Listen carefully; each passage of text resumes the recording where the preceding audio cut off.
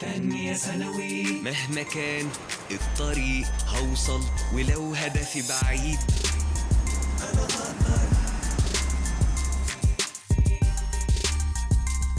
تانية ثانوي. Bonjour mes chers élèves, soyez les bienvenus sur notre chaîne مدرستنا 3 sous la surveillance du ministère de l'Éducation et de l'Enseignement. أعزائي الطلبة أهلا ومرحبا بكم على قناة مدرستنا 3 تحت إشراف وزارة التربية والتعليم. On commence aujourd'hui notre deuxième leçon. هنبدأ النهاردة درسنا الثاني de l'unité 3 من الوحدة الثالثة. On commence toujours par les objectifs de notre leçon. بنبدأ دايما بالأهداف بتاعة الدرس بتاعنا. On commence, allons-y. Dans notre leçon, qu'est-ce qu'on va apprendre? Dans notre leçon, je vais nommer et décrire les vêtements et accessoires, demander et donner mon opinion sur des vêtements. On commence par les chaussures. Les chaussures. طبعاً les chaussures واضح من الصورة احنا هنتكلم عن ايه؟ les chaussures الأحذية. Les chaussures. Je fais du vélo, je mets des baskets. Je fais du vélo, je mets des baskets. Des baskets يعني حذاء رياضي. Des baskets. Pour faire du sport. Et faire du vélo, c'est un sport. يعني إن أنا أركب عجل, c'est un sport. دي رياضة, alors je dois mettre des baskets. واضح من الصورة. Il fait froid. Il fait froid. Qu'est-ce que ça veut dire il fait froid? Très bien, الجو برد. Sarah met des bottes. Sarah met des bottes. Des bottes. C'est l'été. C'est l'été. Je mets des sandales. Je mets des sandales. Alors, on a sur la photo des baskets, des bottes, des sandales.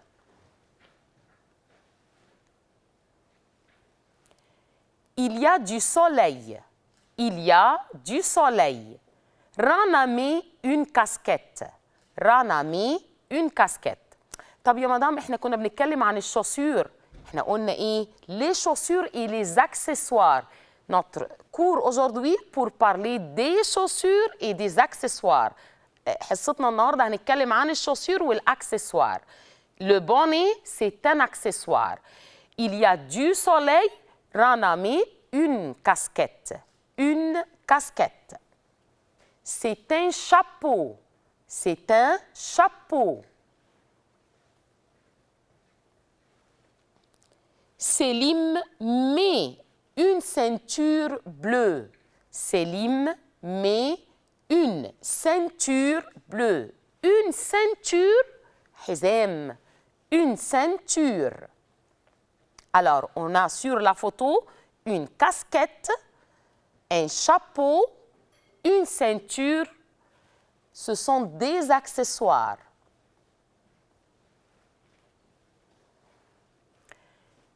Je vais au concert. Je vais au concert. يعني ايه concert اللي يفتكر بقى؟ Très bien, حفل موسيقي. Je mets un collier. Je mets un collier. Ce sont des bottines. Ce sont des bottines. C'est quoi les bottines? بوت بس قصير شوية. Des bottes ده البوت الطويل. Des bottines البوت قصير. اللي هو الهاف بوت. Ce sont des bottines. C'est une fête de mariage. C'est une fête de mariage. Je mets des chaussures à talons. Je mets des chaussures à talons. Des chaussures الحذاء. à talons بكعب. طب يا مدام talons pluriel نفتكر كده قلنا ايه الحلقة اللي فاتت؟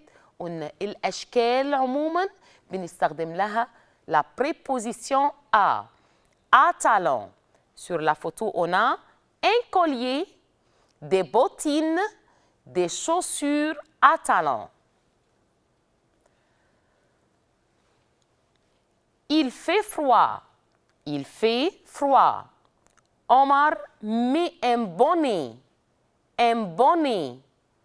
C'est quoi le bonnet? الايس كاب لما يكون الجو برد جدا. Un bonnet. C'est une écharpe pour ma mère. C'est une écharpe pour ma mère. C'est un bracelet. C'est un bracelet pour mon copain. C'est un bracelet. Ce sont des accessoires. On a sur la photo un bonnet, une écharpe, un bracelet.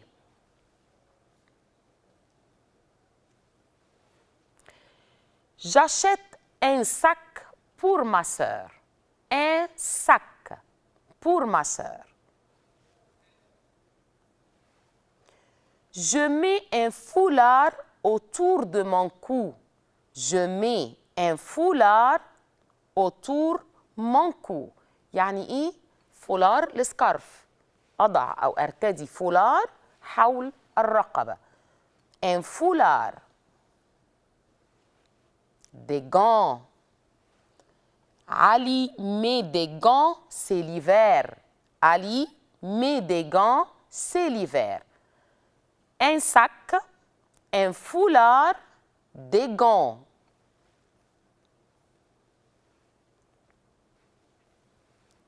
Ce sont des boucles d'oreilles. Ce sont des boucles d'oreilles. Hala. Ce sont des boucles d'oreilles. Papa porte ses lunettes de vue. Papa porte ses lunettes de vue. يعني إيه lunettes de vue؟ نظارة النظر. lunettes de vue. نظارة النظر. C'est une bague. C'est une bague en or. C'est une bague. يعني إيه bague؟ خاتم. Alors, on a sur la photo des boucles d'oreilles, des lunettes de vue, des lunettes de vue, طبعا toujours pluriel, lunettes toujours pluriel, des lunettes de vue, une bague. طب madame, lunettes pluriel masculin ou bien féminin? Féminin. Boucle d'oreille, féminin. Alors, on a deux mots pluriels, mais ils sont féminins pluriels. Qu'est-ce que je mets pour aller? Qu'est-ce que je mets pour aller؟ إيه السؤال ده؟ Qu'est-ce que يعني ماذا؟ je mets أرتدي pour aller لكي أذهب. يعني أنا عشان أروح مكان معين أكيد كل مكان ليه اللبس المناسب بتاعه. Qu'est-ce que je mets pour aller au lycée? Au lycée, je mets une chemise et un pantalon. Au lycée, je mets une chemise et un pantalon. Regarde le verbe en rouge. عايزاكم تركزوا في الverbe. Je mets. C'est verbe mettre. Mettre يعني يرتدي. Mettre. Au lycée, je mets une chemise et un pantalon. Au gymnase, tu mets un survêtement. Tu mets un survêtement. Madame, الverbe هنا مع الجو زي tu. C'est un verbe du troisième groupe. verbe من التروازيام جروب. فالتصريف دايما غالبا في التروازيام جروب هتلاقي la conjugaison du verbe, le je comme le tu, la même chose. À une fête entre copains, il met un t-shirt et un jean. Il met. طب والال bien sûr il والال بياخد نفس الكونجوجيزون نفس التصريف. Il met, elle met. À la plage. Qu'est-ce qu'on met à la plage? nous mettons un t-shirt et des sandales. Un t-shirt, pardon, un short et des sandales. Nous mettons un short et des sandales. À la montagne, vous mettez un anorak. Vous mettez un anorak.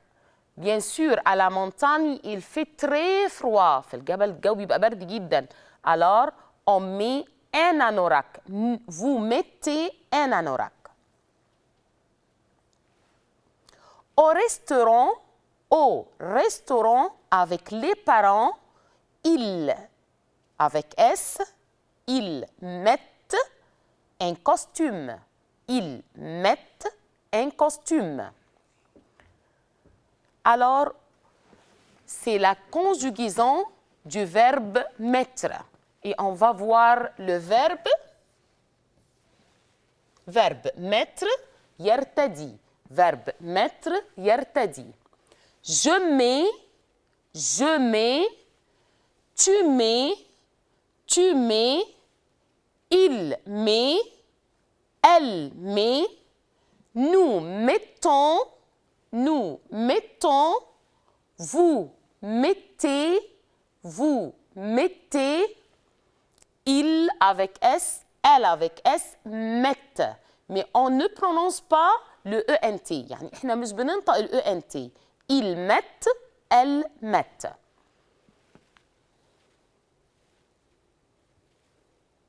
Situation. Choisis le bon groupe.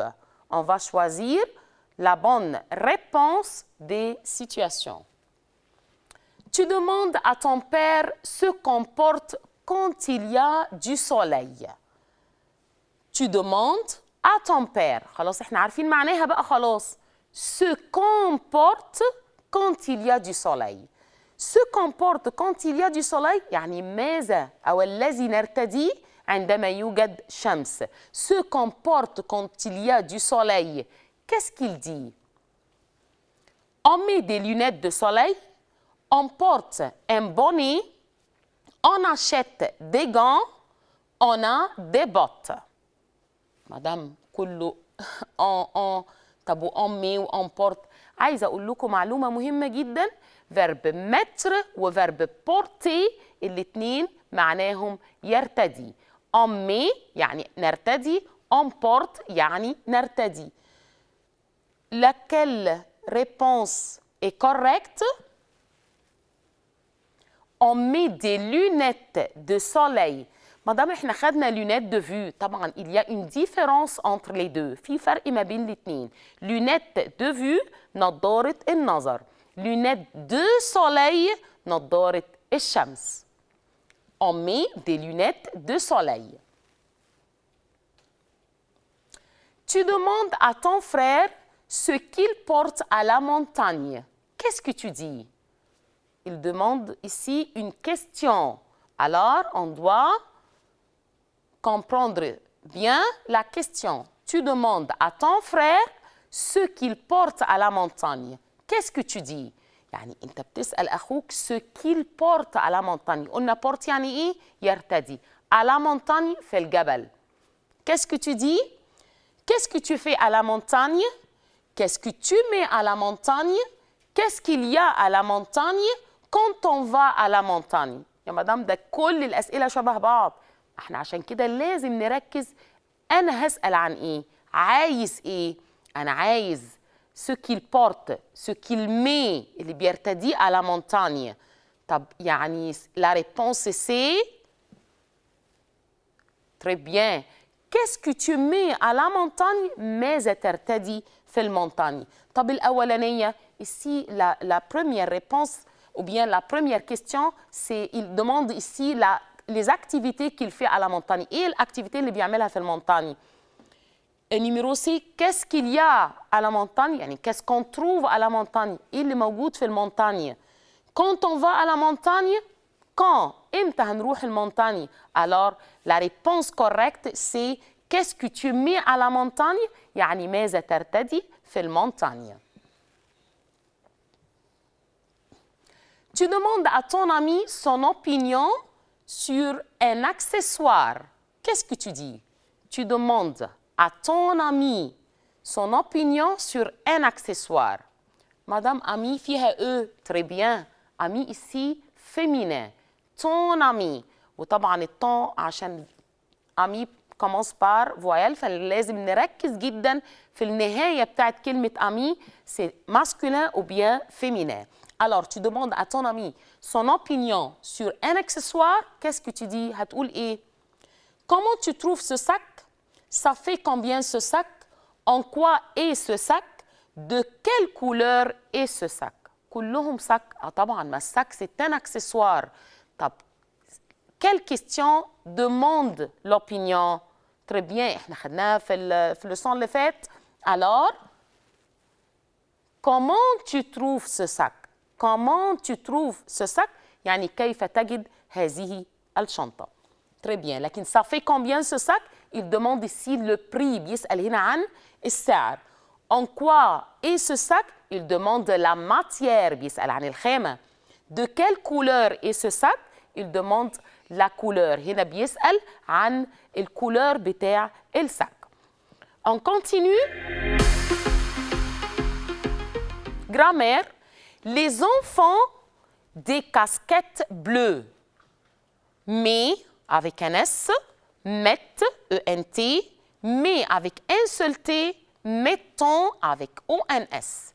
طب les enfants لازم طبعا أحول les enfants les pronoms personnel sujet. Les enfants, c'est quel pronom personnel sujet? Il avec S. Très bien. Alors, la conjugaison du verbe ici, c'est mettre avec ENT.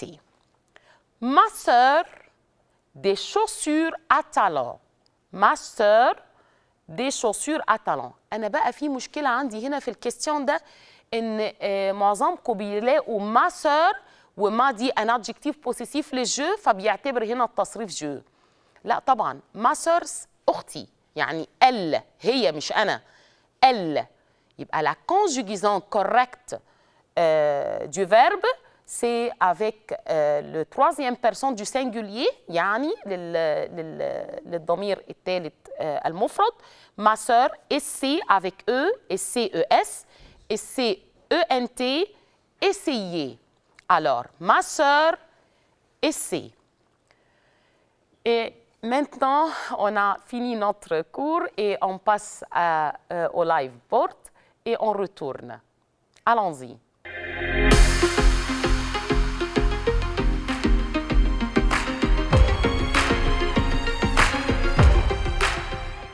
Verbe mettre قلنا يعني ايه؟ Verbe mettre يعني يرتدي. يرتدي. طيب. Verbe mettre, c'est un verbe du troisième groupe. Verbe من المجموعة الثالثة. La conjugaison de ce verbe, je mets, tu mets, il, elle, met, et ce sont les pronoms personnels sujets singuliers يعني دي ضمائر المفرد. وهنلاحظ إن la conjugaison du verbe avec la première personne du singulier يعني أول ضمير مفرد c'est la même chose de la deuxième personne du singulier يعني نفس التصريف الاثنين زي بعض. وركز إن دايما المجموعة الثالثة هتلاقي la conjugaison de deux personnes du singulier نفس التصريف. Il, elle, mais. Nous mettons, vous mettez, il avec S, elle avec S, mettent. Et ce sont les personnes du pluriel, يعني الضمائر الجمع. Je mets, tu mets, il, elle met, nous mettons, vous mettez, il, elle mettent. وخدنا كمان مع verbe mettre les looks convenables ou bien les tenues convenables pour aller n'importe où. يعني ازاي نتكلم ونستخدم verbe mettre عشان اعبر عن الزي المناسب كمان في المكان المناسب. Par exemple, au gymnase, je mets un survêtement يعني في الجيمناز je mets un survêtement يعني ايه survêtement يعني ترنج. طيب au lycée qu'est-ce que je mets au lycée ماذا أرتدي في الليسيه une chemise et un pantalon.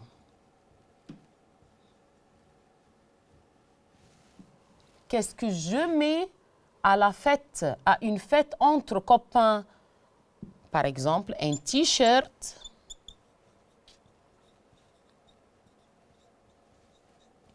et un jean. Alors, on utilise toujours verbe mettre pour dire ce qu'on met عشان نقول ماذا نرتدي. Quel look ou bien quelle tenue ou quel vêtement on met ou quel est le vêtement convenable. Maintenant, on retourne à notre studio. Merci.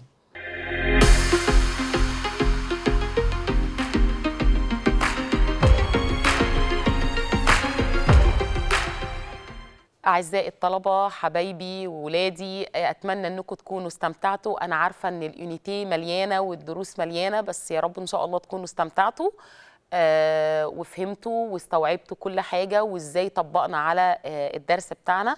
À la prochaine fois إن شاء الله sur notre chaîne مدرستنا 3 sous la surveillance du ministère de l'Éducation et de l'Enseignement.